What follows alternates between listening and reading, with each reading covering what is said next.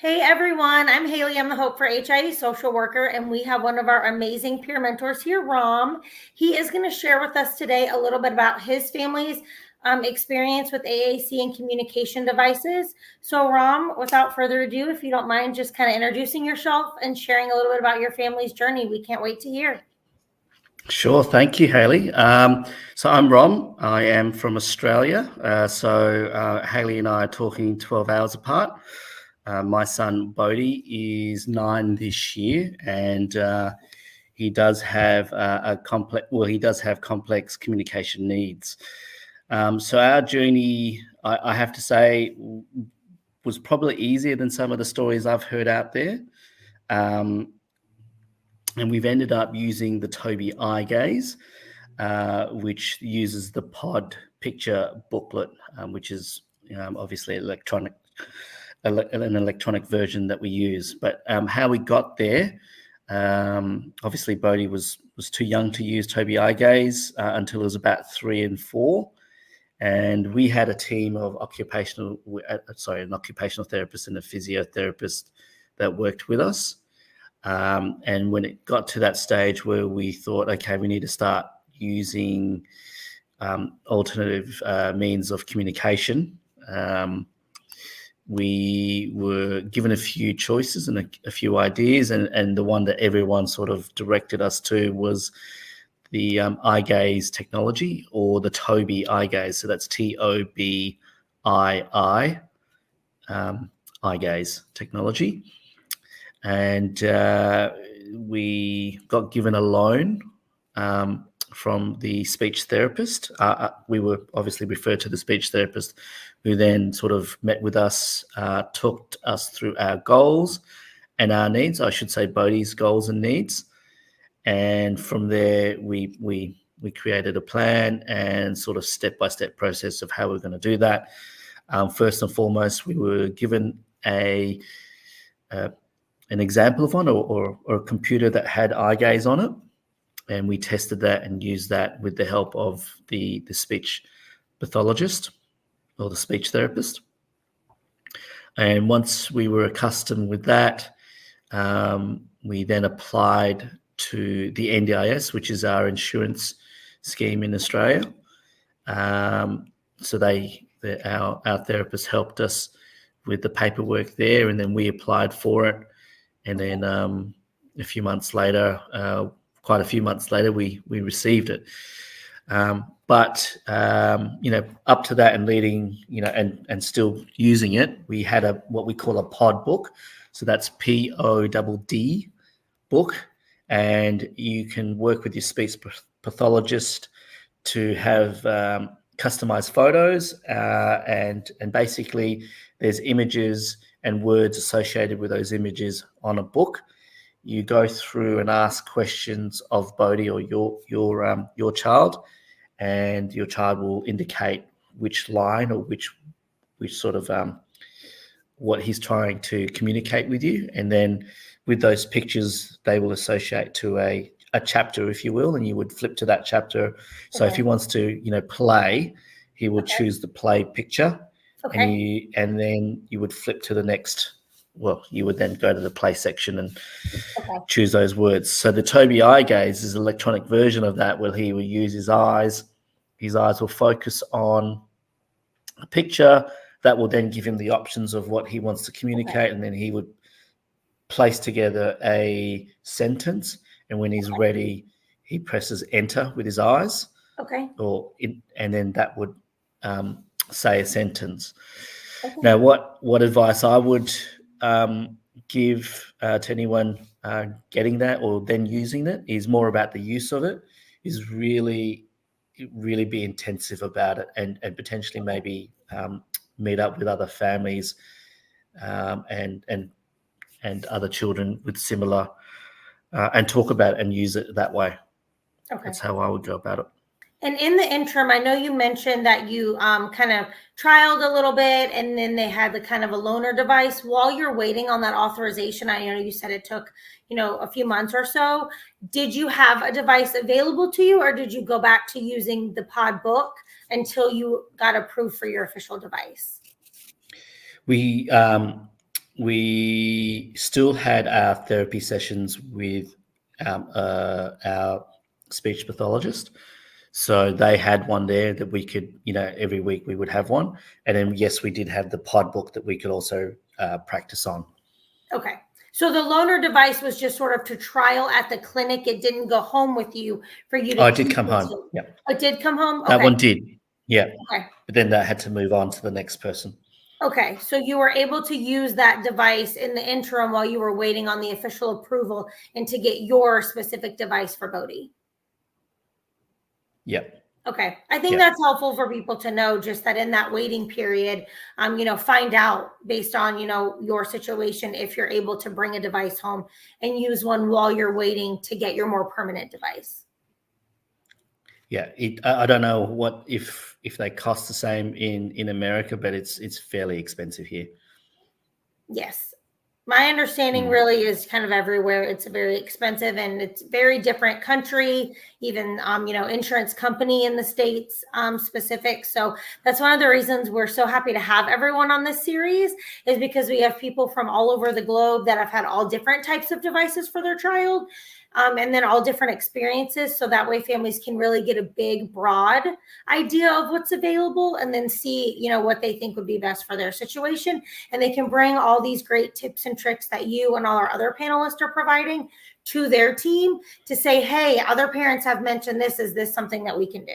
So a couple more questions. So as far as coverage for that in Australia, is that something that you have to pay like a portion, or is it fully covered by the health system there?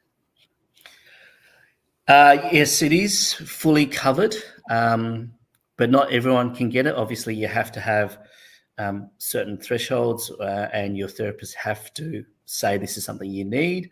Okay. But I think it would be very obvious to anyone that, if your child is nonverbal or non-talking, I should say, then you'd have to start looking at alternative communication devices. And is this something where? And yes, it is covered by the NDIS. Sure. Is this something where like every so many years you're eligible for like a new one, or they change the technology, or how does that work? What have y'all had to do since he got his original device? Yeah. Okay. So we've had it for, I think, 3 years, maybe 4 years now. The technology so far is staying the same, but it's the software that is, once you've upgraded, it doesn't change anything too much. It's still the same. It just gets faster, or you get, or you can create more icons or things like that. In terms of the hardware, so far, we haven't had to change it, and I don't think we'd need to, because unless he evolves a lot more in terms of his speech and capacity, we're pretty much stable on that for a little while. Okay. Is there any other tips or anything you think that might be helpful or you would recommend to a parent while they're navigating, whether that's for like which device to choose? Was that something where, they gave you 4 or 5 options, or is it usually maybe just 1 or 2 different options? Or anything you thought through the process that, oh, I wish somebody kind of would have told me a little more about this, or I wish we would have had this option that I didn't know about when I started? I think in Australia there isn't too many of that type of that option. There are, but we weren't made too aware of it. Basically, talking to several people, including other families with children with complex communication needs, that was the one that was the most obvious.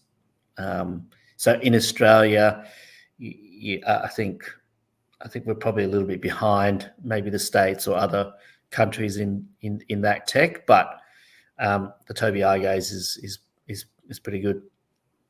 And then I would assume that goes with Bodhi kind of everywhere. So you take it when you're out and about, it goes with him to school, or any kind of events that he's attending. Is that correct? Excuse me. Yeah. So we have a stand. We also have a table stand. And we're currently in the process of putting a attachment to his wheelchair. Okay. So then that way it can kind of move along around with him as he's going about his daily activities. Yep. And actually, that would be something I would try and recommend doing, is try and getting it attached or in a position where you can use it quite spontaneously and reactively. You know, if you've got it in a bag, it's pretty hard to go, okay, hang on a second, I don't know what you're trying to tell me. Let me, and then you're trying to plug it in and set it up, because you've got to get it at the right angle, which is the trickiest part, because the technology, the hardware needs to focus on your eyes in the right spot. Okay. And it might take a couple of minutes before it's actually in the great position to be used. Otherwise, if you're sitting next to your child, it could actually be picking up your eyes. Okay. Yeah. So that is actually a little bit of advice. Is try and get it attached straight away and accessible straight away, so that you can use it all the time, not just specific times. So I just want to thank you so much, Ron, for taking the time out of your day to share about your experience, your family's experience, because I know this is going to help a lot of families in our community. Always happy to help. Thank you, Haley.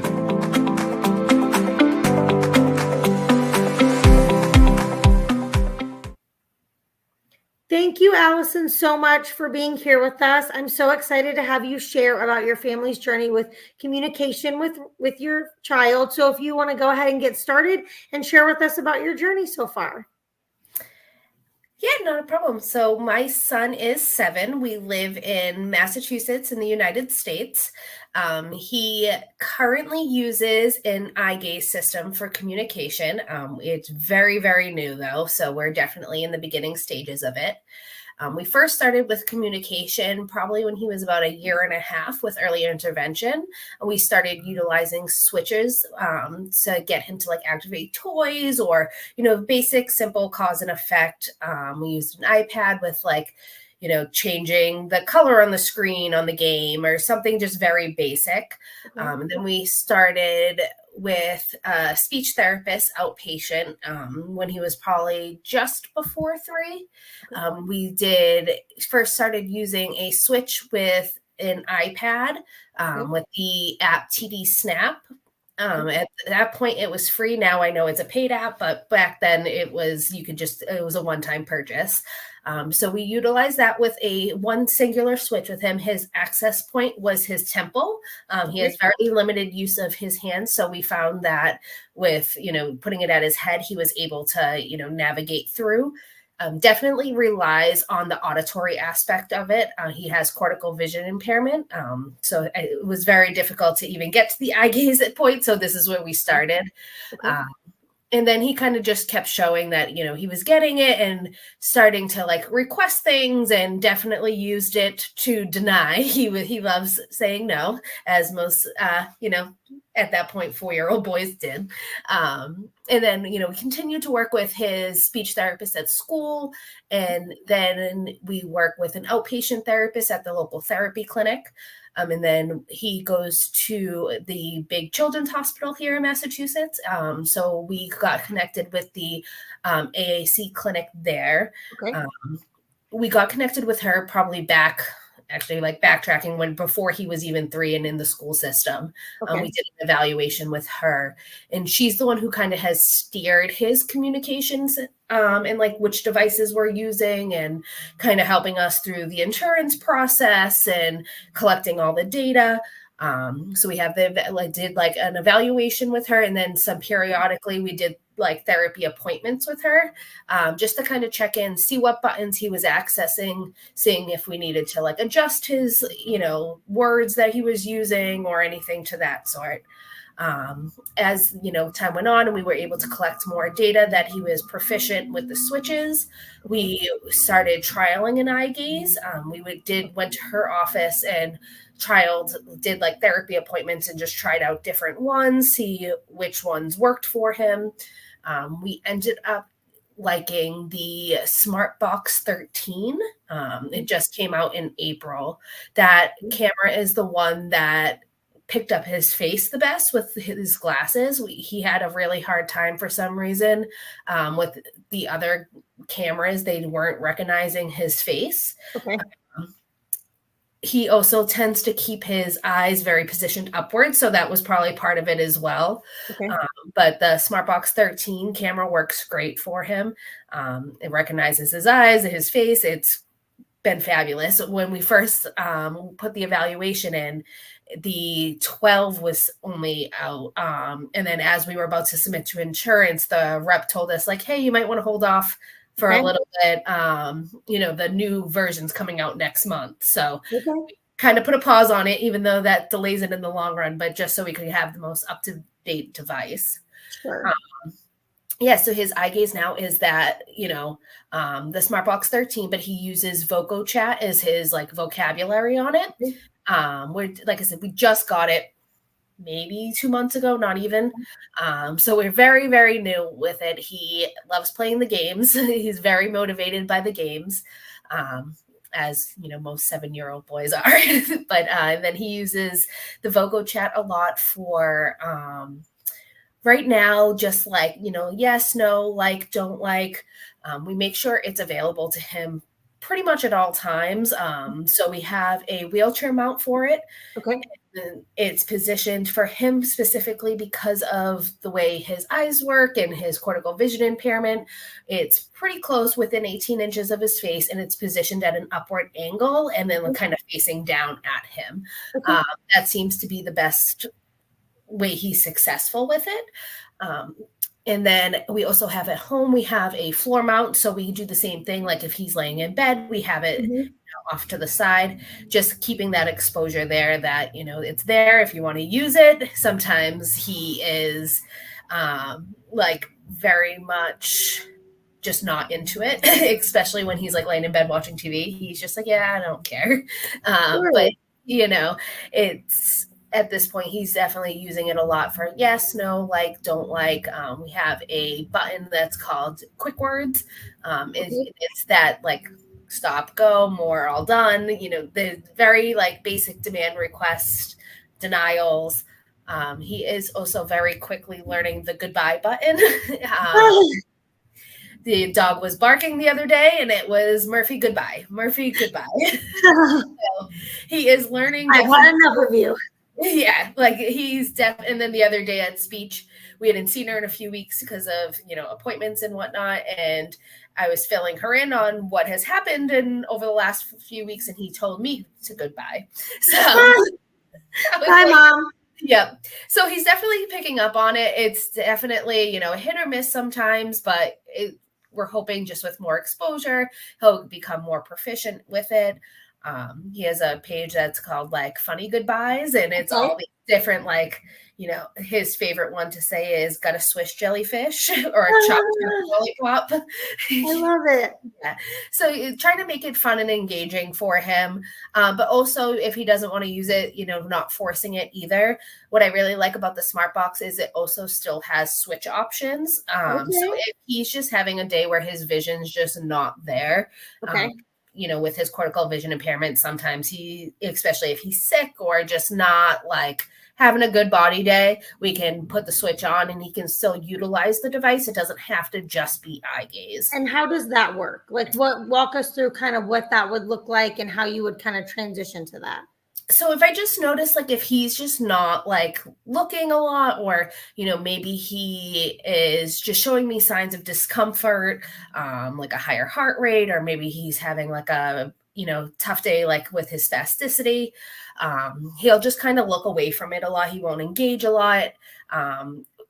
So I'll just like ask him, I'll be like, are you having a tough day? Usually I'll ask him to like lift a hand or look at me, like using body communication at that point to kind of figure things out. Usually he's pretty good about telling me with his body about what he wants to do or not do. So at that point I can set the switch up to it so he can still do auditory scanning. Or some days we just don't do it and we just do body language because that's what he's capable and that's where he's at that day. And that's okay too. Every day doesn't have to be a high-tech communication day. He's really great about, pouting, looking away, lifting an arm up, even if it's just slightly, because he doesn't have a huge use of the arms, but he'll just take his hand and kind of lift it up just a little bit. So, that I'll say, like, if you want to sit on the couch and watch TV instead of lay in bed to lift your arm up. So we'll kind of rely on those more low tech, just like in the moment options, and we'll put the eye gaze away for a little bit, and then we'll reintroduce it later and see if he's ready, if he's willing, and if not, that's okay too. It does go to school with him. They use it right now. He is in a medically complex classroom with 4 other kids. They are all utilizing eye gaze at this point. So it's pretty cool to see them all in together, or at least trialing at this point. They're all utilizing it. And then they have a school button on his eye gaze. So like anything school related will be under that button. So like his morning meeting, like the weather, colors, numbers, all, he's in 2nd grade. So all the basic stuff is under that button to make it more easily accessible to him. Eventually it might, go out into more like categorical buttons, like, more of like, trying to think like animals, and then break it out to like farm animals, pets. Right now, it's just like the common ones they use in the classroom are under animals, and they're all there. So, as his vocabulary expands and as school expands, the buttons will expand with him. But right now, we try to keep it very functional without being too overwhelming. He definitely can tire out pretty quick with the cortical vision impairment. I know it's, with the eye gaze, it can be really tricky. So that's why we definitely like to have that switch option as well. If, he's just not looking, we'll hook the switch up. Sometimes we can give him both options too. Like, that's great. If you can, it's just a quick button, so you can switch it back and forth. Like, or, so we still have his old iPad. So I'm like, we can set this one up and then you can have this one if you really want. It's, there's just kind of letting him guide us with obviously some assistance, as, and definitely keeping mind of that total body communication underlying with the, that's, all of us go with our basic communication when we need to. So it's, sometimes not utilizing the high tech option is best for that day, but it's definitely a learning curve. We definitely rely a lot on his outpatient therapist and the augmentative communication clinic to help guide us and create buttons. And they're great. I can like email them and be like, hey, I need this button. And she'll either like walk me through how to do it, or she'll be like, all right, give me a day and I'll update it.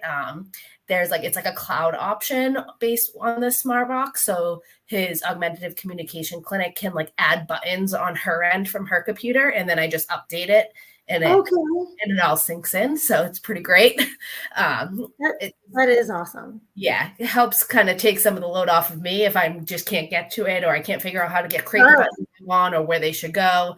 I just send her a list. Like right now, actually, we're collecting data because next week he has an appointment with her. So for between us at home and school, trying to see what buttons we need, or even if they just need to be moved around or to allow better access. This will be our first actual follow-up with the clinic since getting the device. So it's definitely eager to tweak it and get it more accessible than it is now for him. Right now, we're doing a lot of modeling, a lot of like accessing the page for him and then allowing him to pick the options from the page. Especially if it's something that I have to go like 2 or 3 pages in for, then, it's, I get there for him, but I always, vocalize it out loud of like, all right, we're going to go this button and then now to this button, and just kind of just modeling and always telling him what we're doing so then he can learn it on his own too. I love that. Lastly, if you wouldn't mind just sharing a little bit about what that insurance process navigated and kind of the timeline of, I know you mentioned y'all started with an iPad. So like, how did you get the iPad, that, and then kind of like a timeline just for people in our audience to know kind of what to expect. Yeah. So like I said, we're in Massachusetts, so it definitely differs based on where you live. But so starting with the iPad, we purchased our first iPad, and then we collected Apple gift cards for holidays to purchase That's a great idea. Yeah. So, everyone's always like, what can I get him? And I'm like, Apple gift card. And then we use that to purchase the app itself for him. And then once he got to preschool, the school provided an iPad. With Do you this, remember the cost of the app? I know it's years ago, but just any idea? Like, you don't, because the app used to be a one single time purchase. Now it's a monthly purchase. okay, that's good to Yeah. know. Okay, so what's the name of the app? TD Snap is the one Okay. we started with. And it's a monthly, basically, subscription. Yeah, they just Okay. changed it. Like, I want to say like less than a year ago, they just swapped it over. Okay. But there's a lot of different apps out there. I know there's like Cough Drop, and there's like Okay. there's so many different ones. So it's some of them are free, some of them are low cost. And then I don't remember which month it is, but I think it's coming up that augmentative communication month, whichever one it is. They usually do like a big sale on apps where a lot of times they'll be like half off. So I think that's when we purchased it. We kind of waited and got it when it was cheaper. And then once he was in school provided the iPad. They also provided the app as well. Okay. But I was able to like log in using our email on the school's app. So then all of his buttons got put on. So we didn't have to like recreate the wheel. Sure, absolutely. And then back when, right before he started school with early intervention, we put in through insurance for a switch, a Bluetooth device to connect the iPad to the switch. Okay. And then we got a universal plug. I forget the exact name for it, but it's really cool. You can plug in your switch to it and then plug in like Christmas lights or like a blender or whatever, and it will allow the switch to activate whatever it is that you're trying to use. Okay. So we got that originally through insurance. Okay. Then we paid for the iPad and app out of pocket. Okay. And then now for the eye gaze, it was definitely a lot of data like collection. So about how long? Like, was it a few months? Yeah, I would say it's a few months. At first, just collecting data based off of where he was currently with the switch system. Okay. We got a 30-day trial. Okay. We got that through the augmentative communication clinic through the Children's Hospital. Okay. That was in December. So we did 30 days of collection of data with that eye gaze device. Okay. Then we submitted that. And then that's when we kind of got put on pause because we found out the new system was coming out. Sure. So I want to say it was February that it was technically, you could like apply for it. Sure. It was released in April. Okay. So April it was released, and then we got the device end of July. Okay. So yeah, it was definitely a few months. It was probably a solid 6 months, like from start to end, just even figuring out like which device did we want to trial, which camera worked better for him, which app on which device worked better, because there's even like different apps within devices. So you can have like certain eye gaze, but with a different app to. Is that things you would trial and do at those clinic appointments with the speech pathologist, where they would kind of help you, and then as a team collectively, you'd see, and then the data would be collected on the device to say, oh yeah, this is working well, or no, this one doesn't seem to be the best fit. Yeah, no, definitely. That's what we did. So during our trial for the eye gaze, it was December, but it was school break. So we didn't get a ton of data from school, but we got data from his outpatient clinic. And then we did increased therapy appointments with the augmentative communication clinic. So we kind of doubled up for the month just to get some data in. And it was determined that, he was like understanding the cause and effect and starting to use basic signs of communication on it. So his therapist through the augmentative communication clinic did up all of the letters and all the stuff that needed to happen. We did originally, so we have our primary insurance through an employer, and then we have state Medicaid as a secondary. Our primary insurance approved it, but the state Medicaid denied it initially. They said they needed more information. So our augmentative communication clinic highlighted the information they said that they needed in the original letter and sent it back. And then it was approved. So it was, they just needed a little to to be directed on the information that they needed. So just having that team behind you that's willing to, make those letters in and, be like, yes, they're nonverbal, but they can figure this out and they were able to communicate. So some of the stuff they had me track for data, I didn't have to do as much as, the outpatient therapist, but just like ways he effectively communicated with family, ways, so whether it was, he's in the other room and he starts just even hitting any buttons to get our attention to come in, just showing he was utilizing it more or less.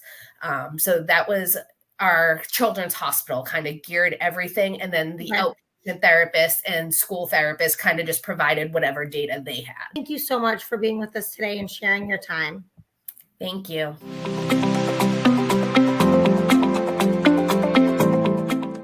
Our guest right now is Nicole. She is going to share about their journey with AAC and communication. Nicole, I'll hand it over to you and you can go ahead and share about your experience. Thanks for being with us today. Yeah, thanks for having me.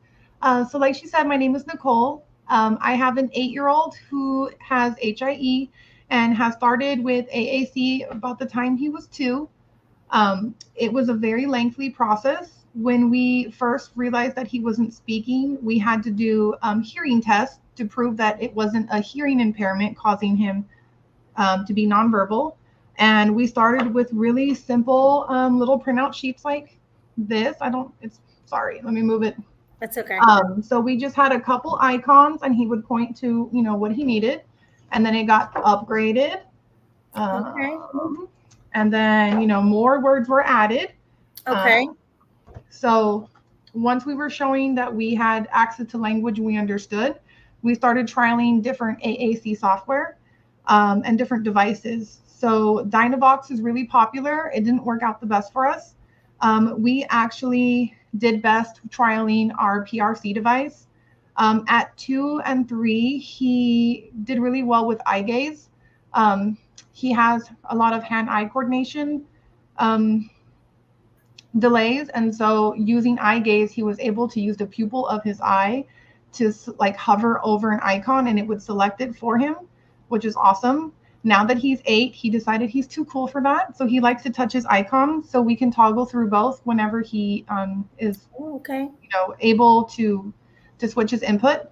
I actually have his device here and he was very excited to show you guys how it works for him. So this is the talker and this is the largest screen.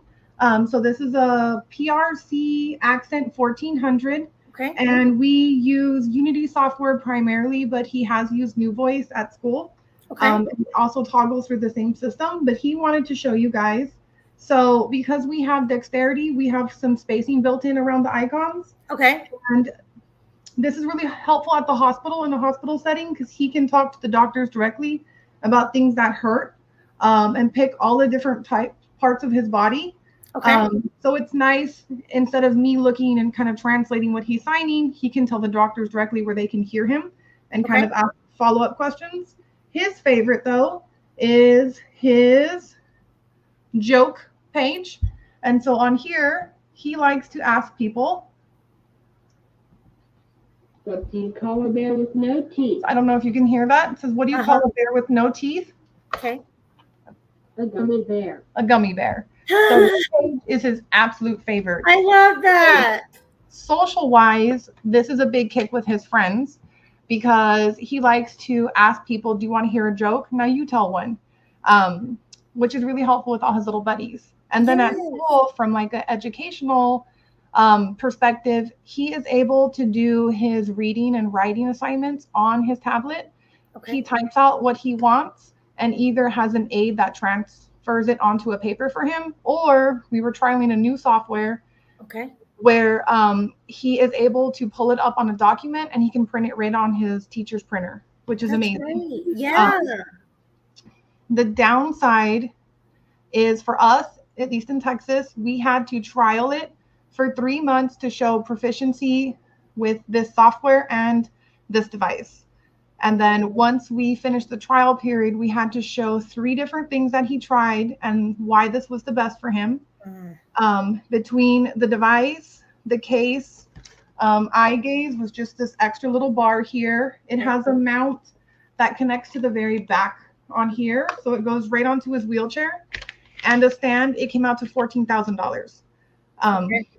Our private insurance did not want to pay for it, and we kept appealing it. And eventually his secondary insurance, which is through a Medicaid waiver through our state, ended up paying for it for him. This one is coming up on 6 years. Okay. And after 5, it's eligible to replace. So we have been trying to get him the new device where he's able to print to his teacher's printer since last October. So it's been a very long process. This one still works. Sometimes when it needs to be updated, it gets a little bit glitchy, and he'll struggle because he uses it so much at school. When it's updating, he's not able to access the programming. And so then he gets frustrated that he wants his voice and he doesn't have access to it. He is able to use this all throughout his daily life. Things that we have purchased out of pocket to make things easier was a charger for our car and a screen protector. When we saw the cost of it, I wanted to make sure this thing was as protected as possible because it's expensive. And for it to get fixed, we literally have to ship it off to PRC and wait for them to ship it back. Currently, there was not a loaner for us to check out.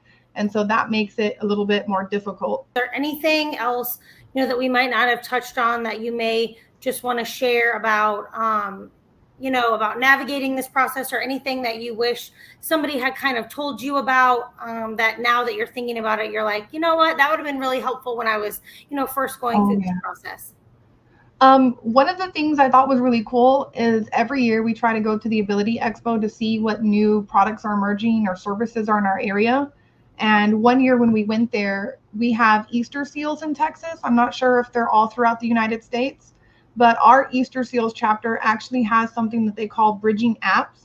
And they have a clinic set up where if you're struggling with language acquisition or verbal output, there are all different kinds of devices and programs and apps and tablets and all different things that you can come in, and they kind of help you assess and give you a direction to go. So if you don't have a speech therapist that you're working directly with, there are different services like that where you can kind of come out and have them kind of guide you in what would be best. And then you can look into them because there's a lot of apps that you can download for tablets and even for phones, but they're very expensive. They're like $200 to $400. There is also 2 days or 2 weeks a year where those apps are like 50% off. So if that's something that you're looking into, I would definitely kind of watch for those sales because it's a big savings. And then don't get discouraged if you feel like you're trying things and you're not getting the language quite as fast. When we first got ours, we had a couple words on it and we were showing him that he could paint, and there's like apps that open and pop bubbles. And it was just getting him familiar with the device and getting him used to engaging with it. And then we would slowly introduce language. So it's been a really great resource and a tool, but it does take time and practice and their willingness to use it. But it's really neat. All different ways to gain access to it. There's switches, there's eye gaze, there's different ways you can toggle over buttons. So just keep trying and find somebody that you feel confident that is going to listen and try things with your kids for your therapist. Thank you again for sharing your experience with us. We really appreciate it. Of course. Thank you.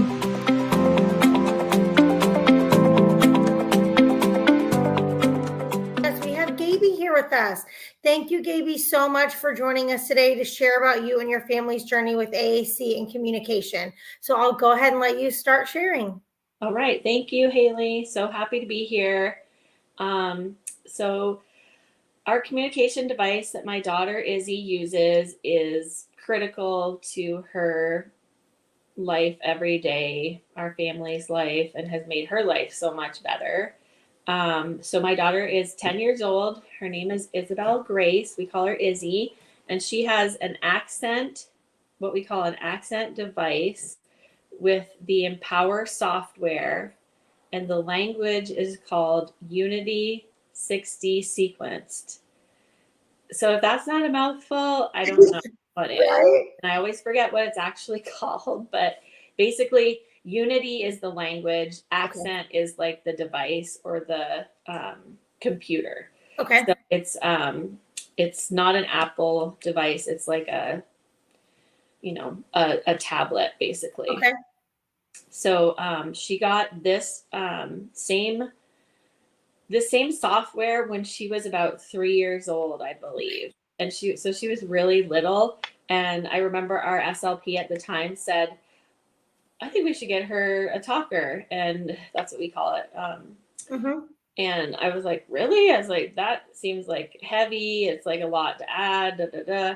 And she said, well, yeah, I mean, her peers are babbling and talking at school. She's going to preschool. And I was like, oh, yeah, like why? So that was interesting. I always remember that was my initial reaction was like, too much, like no.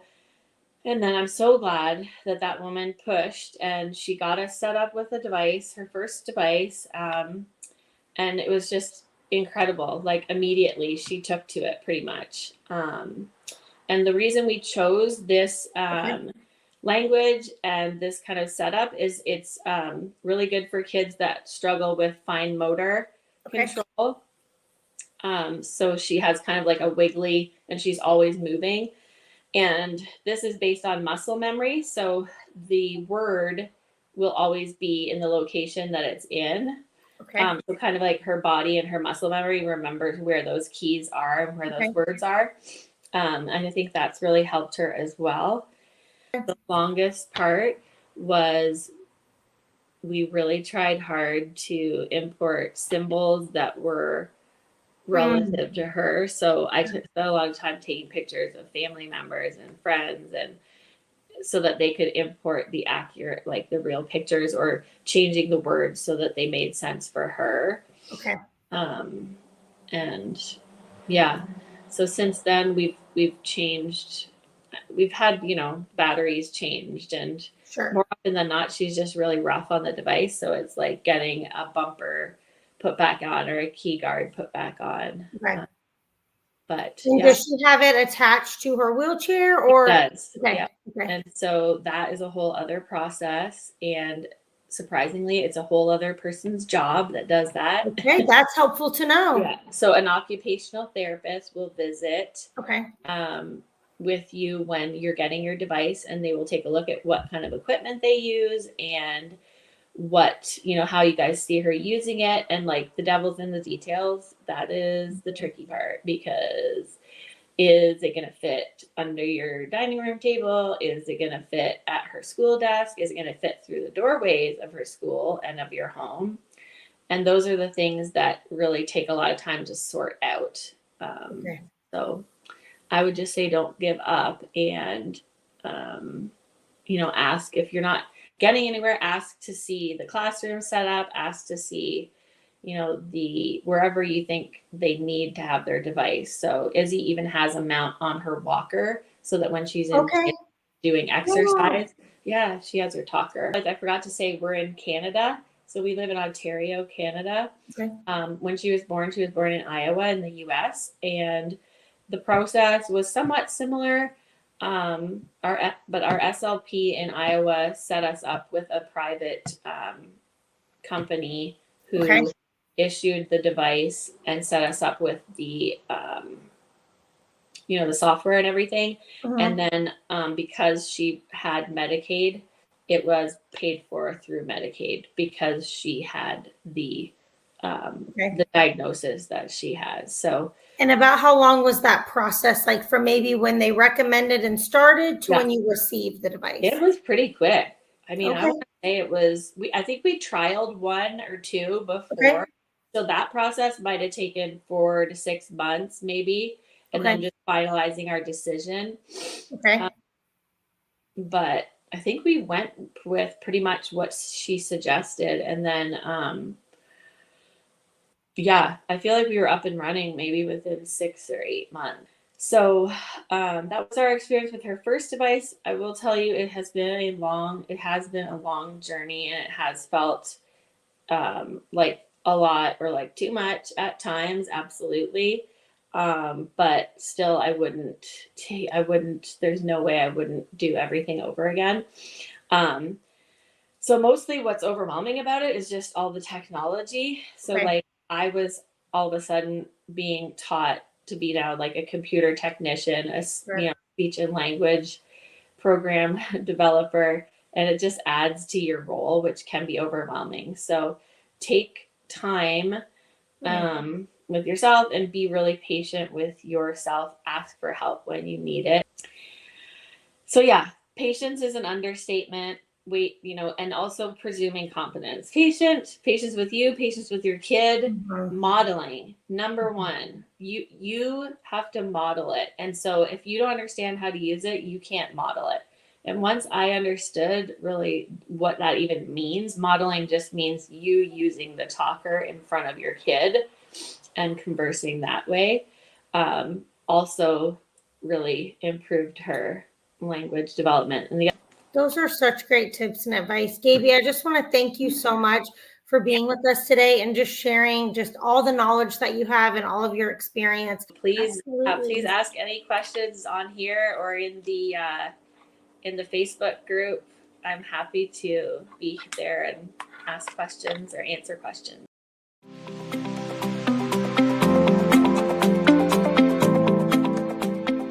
Thank you so much, Dawn, for coming and sharing all your knowledge. So without further ado, I'm going to give it over to you, and you can go ahead and share you and your family's journey.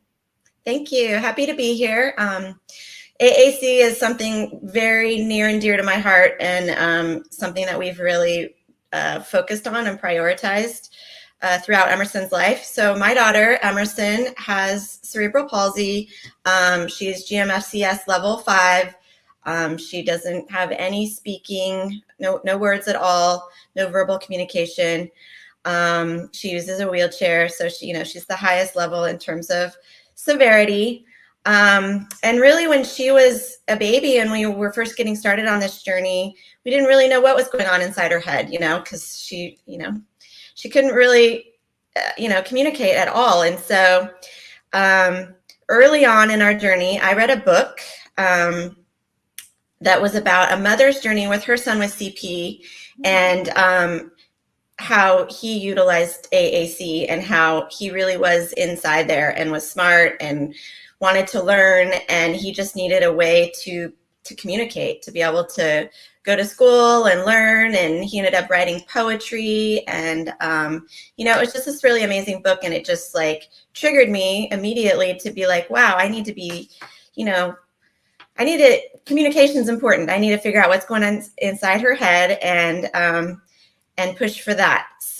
So her very first communication was raising her hand, and she would raise her hand to either basically say yes or more, whether it was an activity or to say yes. And then we started working privately with a speech and language pathologist who came to our house, and she started working with that hand that would raise using switches. So getting that motion of hitting a switch. Mm-hmm. And what she was really doing in those early days was looking for an access point. Like, if we're going to use a switch, how do we access it? Does it work best if it's in front of her and she's hitting it going down?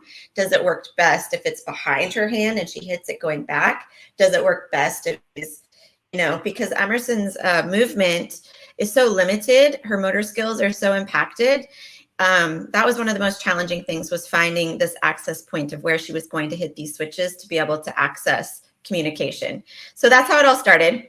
And in the beginning, we started out with a pod book, and the SLP was using partner-assisted auditory scanning. So it's literally having a book, and she's scanning through, reading the options. And when Emerson wants to select, say yes to, whatever it is, then she would hit the switch. And that was her earliest form of communication. So we did that from the time she was, 18 months old. We worked on it, all through preschool. And then as she, went into school, into kindergarten, that was her main form of communication, was this pod book and partner assisted auditory scanning. So in kindergarten, she had an iPad with the same pod language that she had been using in the book, but she also could use the books. They flip back and forth depending on which she's more motivated to use at school or wherever. That first device, the iPad, it was just an iPad that we had. It wasn't funded by anything. Okay. And we purchased the Pod the app for the iPad.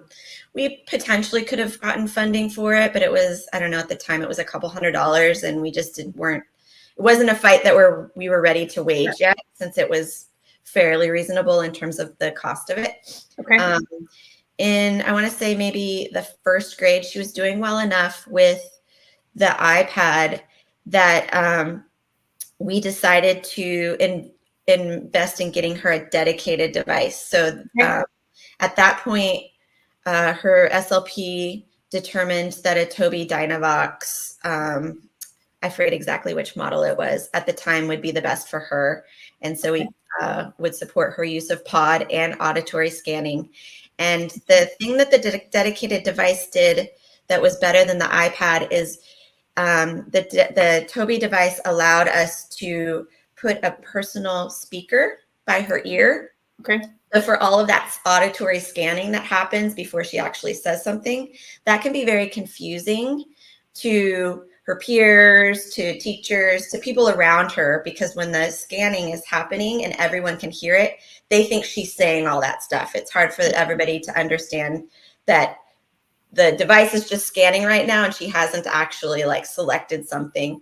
Okay. So the Tobii device, we were able to connect a speaker for her so that she's the only one that hears the auditory scanning cues. Okay.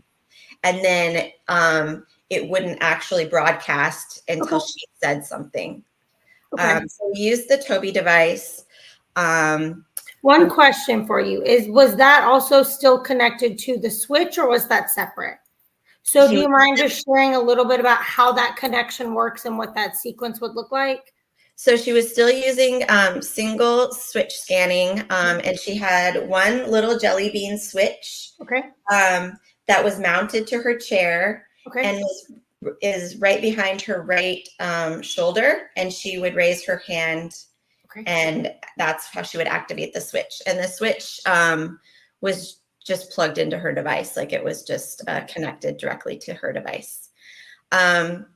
Around fourth or fifth grade, between fourth and fifth grade, we learned about a new device from a company called Control Bionics, and it was called a NeuroNode, and it has a Bluetooth switch that you can that you can wear, and is motion activated.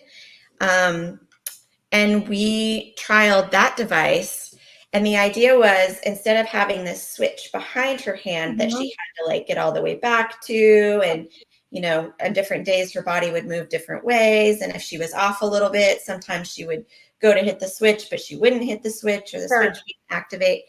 Anyway, the idea with the Bluetooth switch and her being able to wear it is that she could make smaller movements. Okay. And the motion would activate the device. So the hope was that it would be less fatiguing. She'd have more output because she could do faster hits and more hits and last for longer. So it wasn't perfect. We trialed it. It wasn't perfect. There are some things that happen with the Bluetooth wearable switch. For example, in the car, there's a lot of false activations, or if you're moving and you're going over bumpy ground. But ultimately, we decided that it worked pretty well for her. And so we switched to that device. We continue to use the same language, the Pod language. Okay. And that new device is, like I said, it's called Control Bionics NeuroNode Trilogy. It actually can do eye gaze also. We don't do eye gaze with Emerson. Here's something I do want to address. Emerson has cortical vision impairment, and which is pretty common, I know, in kids with HIE. And for her, we did trial at one point eye gaze, but she couldn't track, she couldn't focus, her eyes divert a lot to the right, so she was only getting part of the screen. Ultimately, her speech therapist did not think that eye gaze was a good match for her. So that's why we stuck with the switch scanning. I do think that often with our complex kids, eye gaze becomes the default and may not always be the best option. So if your child is, given eye gaze and you're not having success for it, I just want parents to know there are other options, particularly for our really complex kids whose, tracking and vision and all that sort of stuff may not be strong enough for eye gaze, because eye gaze is hard, man. I don't know if you try it yourself, I mean, even with fully functioning eyes, it's hard. It's a lot of work. But it's great for people who, for kids that can use it. It is great. And it is a direct select technique, which, that's ideal is if you could do direct select, because that's quickest and the least cumbersome. But we have other forms of communication for her too. So we still rely on, she can still use a pod book if she wants to. We have, for school stuff, she uses a lot of multiple choice. We use her eyes a lot. We also have worked on her eyes. And she looks to the right for yes and to the left for no. And we use that a lot for questions. So we're letting her, we've always let her say what she wants to say with her device, and not force her to always use her device. She can choose which form of communication. And then, so this device, it was a very expensive device, and it was a bit of a battle to get it. We switched our insurance a year or so before that, and it was the first time that we ended up with insurance that specifically excluded speech generating devices. So our insurance was not going to pay for it. However, we are in California, and we do have pretty good resources here for all that kind of stuff. So we have, Emerson has Medi-Cal, which is our California version of Medicaid.